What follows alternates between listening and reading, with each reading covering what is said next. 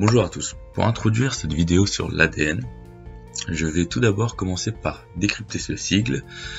L'ADN est plus connu sous le nom d'acide désoxyribonucléique. C'est une longue molécule composée de gènes, de nucléotides et de chromosomes. L'ADN est une molécule qui est présente dans toutes nos cellules vivantes. Je vais vous décrypter tous ces termes dans la suite de la vidéo. Commençons par les gènes. Donc les gènes sont les plus petites unités d'information génétique que l'on peut avoir dans nos cellules vivantes. Les gènes sont contenus dans les chromosomes. Les chromosomes qui contiennent donc le patrimoine génétique d'un individu sous la forme de milliers de gènes. L'ensemble de ces gènes d'un individu forme donc un code unique, ce qu'on peut appeler communément le génotype. Ces gènes commandent la synthèse des constituants du corps humain, notamment les protéines, les ARN, les enzymes. Ces constituants du corps humain sont essentiels à notre développement physique et psychologique. En clair, dès la naissance, ce sont ces constituants qui vont déterminer notre corps humain. Avec les aspects physiques de notre père et de notre mère.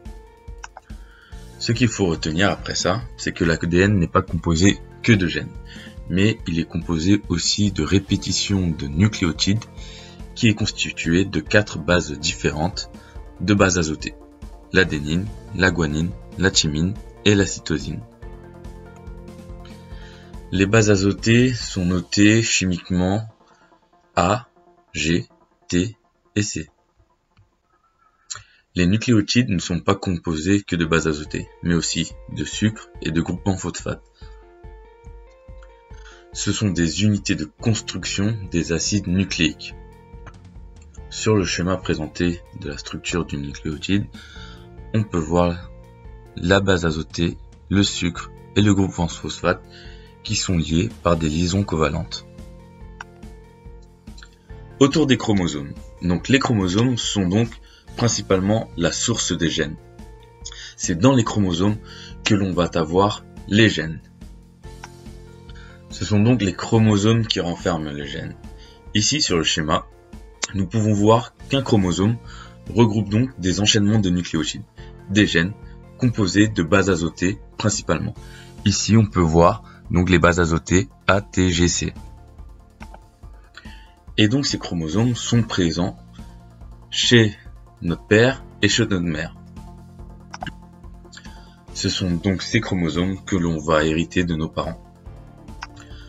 Nous en possédons 23 paires, donc 46 chromosomes, dont 22 paires de chromosomes autosomes et une paire de chromosomes sexuels.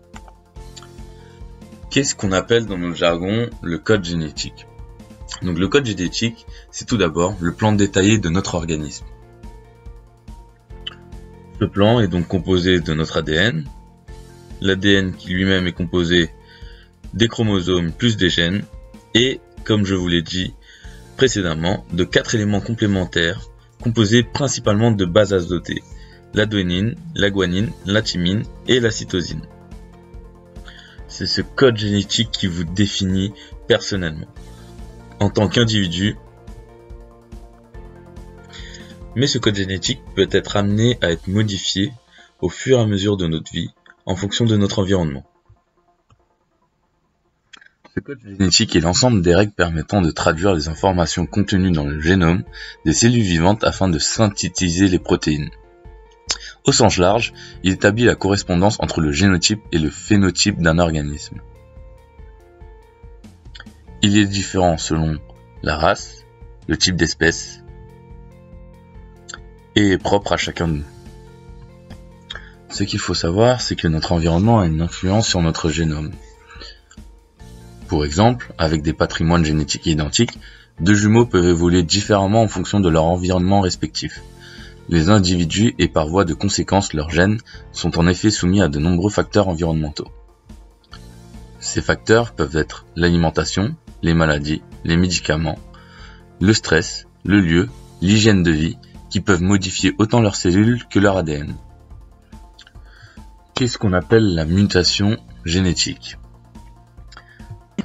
Lors de la réplication de l'ADN, des erreurs de transcription sont susceptibles de se produire lors de la polymérisation du second brin d'ADN.